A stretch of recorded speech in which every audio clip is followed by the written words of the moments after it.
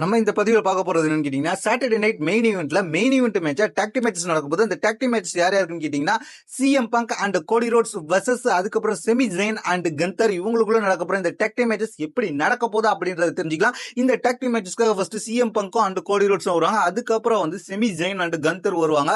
இதுல பாத்தீங்கன்னா இவங்களுக்குள்ளேயே ஒற்றுமை இருக்காது. ஏன்னா சிஎம் பங்கும் கோடி ரோட்ஸுக்கும் ஒரு மேட்ச் இருக்கு. அது மட்டும் இல்லாம கந்தரும் செமி ஜெயினும் நல்ல நண்பர்களே கிடையாது. அவங்க ரெண்டு பேரும் எதிரெதிராக உள்ளவங்க தான். இருந்தாலும் இந்த மேட்ச் கண்டினியூ ஆகும். இந்த மேட்சை பொறுத்த வரைக்கும் ஃபர்ஸ்ட் உள்ள வந்தோடனே எல்லாருமே அடிச்சுக்க ஆரம்பிப்பாங்க. அடிச்சுக்க ஆரம்பிச்சோடனே ஃபர்ஸ்ட் பாத்தீங்கன்னா சிஎம் பங்கும் செமி ஜெயின் தான் இந்த மேட்ச் ஸ்டார்ட் பண்ணுவாங்க. ஏன்னா சிஎம் பங்கு அவ்வளவு வெறி இருக்கு. சிஎம் பங்கு மேல செமி ஜெயினுக்கு அவ்வளவு வெறி இருக்கு. தன்னோட சாம்பியன்ஷிப் ஸ்ட்ரீக்கை 9 நாள்லயே புரிஞ்சிட்டு போயிட்டாருன்றதுக்காக அதுக்காக பயங்கரமா சிஎம் பங்கை வந்து பயங்கரமா தாக்குதல் பண்றதுக்கு வாய்ப்பு இருக்கு. அதுதான் இந்த சாட்டர்டே நைட் மெயின் ஈவென்ட்டோட தொடக்கமா இருக்கும். சிஎம் பங்கு விட்டு கொடுக்காம அதுக்கு பதிலடி கொடுப்பாரு.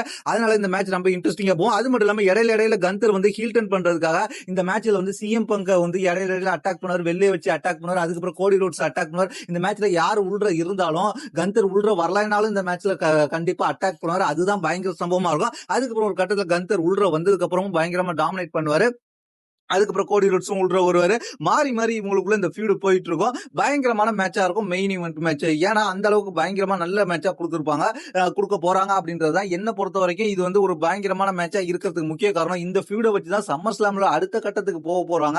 ஏன்னா சம்மர் ஸ்லாம்ல Cody Rhodes versus CM Punk மேட்ச்ன்ற மேட்ச் சிங்கிள்ஸ் மேட்சா இருக்காதுன்றதுக்கு உதாரணமா தான் இந்த மேட்சை பிக்ஸ் பண்ணிருக்காங்க. இந்த மேட்ச்ல அந்த மாதிரி எல்லாம் நடக்கும். இந்த மேட்ச்ல இடையில ரெஃப்ரி அட்டாக் ஆகிறது சம்பவமும் நடக்கும். அது மட்டும் இல்லாம கோடி ரோட்ஸ் பார்த்தோன்னே சிஎம் செமிஜெயின் கடுப்பா அட்டாக் பண்றதா இருக்கட்டும், செமிஜெயின் வந்து இந்த இடத்துல ஹீல் டர்ன் பண்றதுக்கும் வாய்ப்பு இருக்கு. அதே சமயத்துல இந்த மேட்ச்ல வந்து என்ன நடக்குன்னு கேட்டீங்கன்னா, எல்லாருமே எதிர்பார்க்கறது என்னன்னு கேட்டீங்கன்னா, கோடி ரோட்ஸ் அண்ட் சிஎம் பங்க் தான் வின் பண்ணுவாங்கன்ற மாதிரி எதிர்பார்க்கறாங்க. WWE அதே மாதிரி தான் ஸ்டோரி லைன் கொண்டு போவாங்க.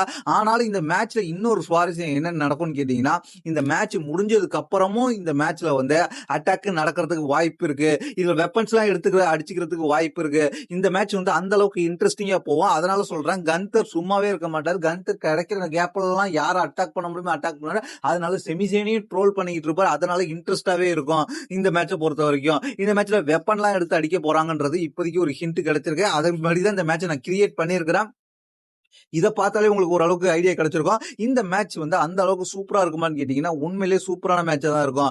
என்ன பொறுத்த வரைக்கும் இந்த மேட்சை பொறுத்த வரைக்கும் இந்த மாதிரி ஸ்டோரி லைன்ல தான் போகுன்ற மாதிரி தான் அது தகுந்தபடி தான் பிளே பண்ணி கிரியேட் பண்ணியிருக்கிறேன். அதனால இந்த மேட்ச் நான் கணிக்கிற மாதிரி தான் கொண்டு போயிருக்கிற ஸ்டோரி லைனையும்.